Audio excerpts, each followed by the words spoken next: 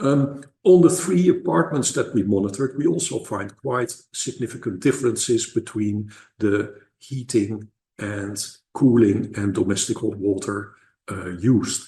Especially the heating between apartment 1, 2, and 3. It's a very big difference, and also a difference between 2022 and 2023. But we can see that apartment 3 always uses more space heating than apartment 1, for instance.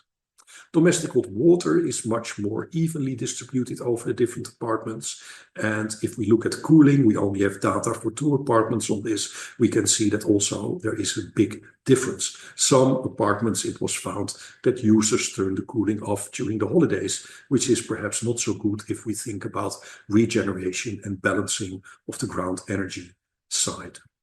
The performance in all cases on the right, the performance, the SPF, is high between, let's say, 4.5 and 5.3. There is some variation between the apartments and also between the years, but overall the performance is very high.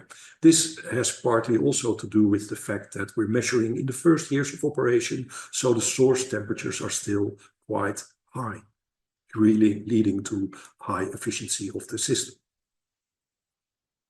Now, looking at how the temperature in the ground develops, we can make these kind of graphs like you see on the right, where you take a look at the temperature evolution in time.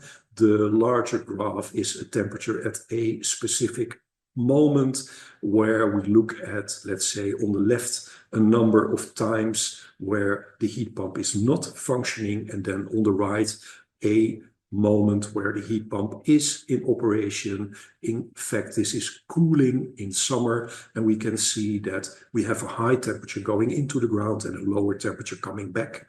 In all the graphs, we can see spikes, both in the yellow and red on the right, but also in the temperature graph on the left. And these spikes are actually related to the fact that we cannot attach the fiber optic cable exactly to the heat exchanger pipes everywhere. In some instances, they can be slightly further away, and in other instances, they are actually bound to the pipe. So we measure differences, let's say, between the borehole wall temperature and the actual temperature on the heat exchanger pipe. So this was actually a complication in the evaluation of all the data.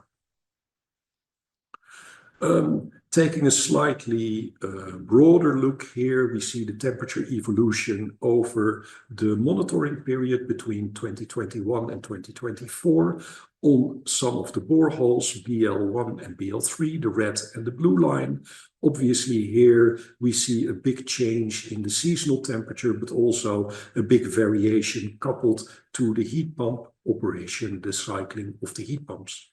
The green and the yellow lines are observation wells at different distances, and here we can see that the seasonal effect is much more dampened.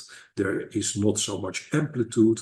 We can see that the overall cooling trend is present in all the graphs, but we can also see, for instance, between 04 and 05, that there is a shift in phase. So the time of highest and time of lowest temperature is shifted with regard to the temperature measurements in the boreholes themselves, and also between the observation wells. So all this indicates that we have actually a conductive heat flow in the ground. If we would have, for instance, effects of groundwater flow, we would expect to see a dampened frequency in the boreholes themselves as well.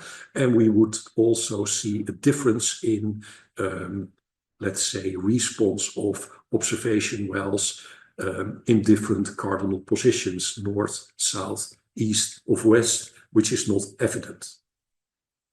So then we proceeded to do calculations to prove the fundamental methodology of the finite line source that we use to calculate the heat flow in the ground.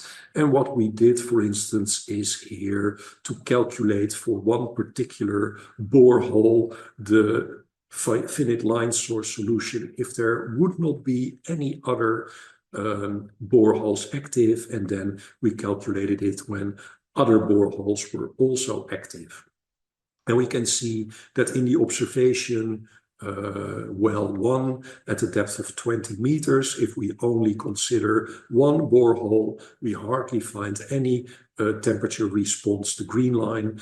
But if we calculate all 3 nearby boreholes, we get a response like the blue line, and that response actually fits very well with the observed temperature, which is the orange line in the observation well 1 at a depth of 20 meters. Even the little spike at month 19 is represented both in the observation and in the calculation.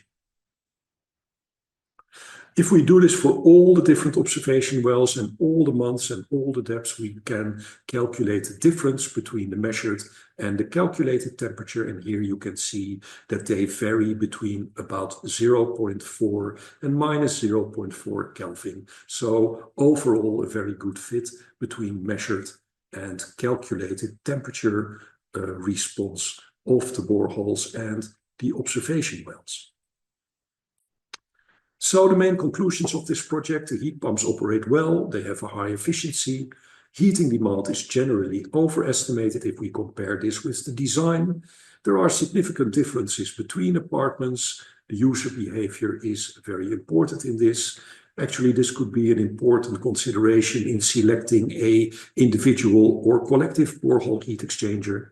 The calculation methods, in absence of groundwater flow, have relatively small errors, small differences with observations, and we can conclude that they are appropriate for the design and interference calculations that we want to do.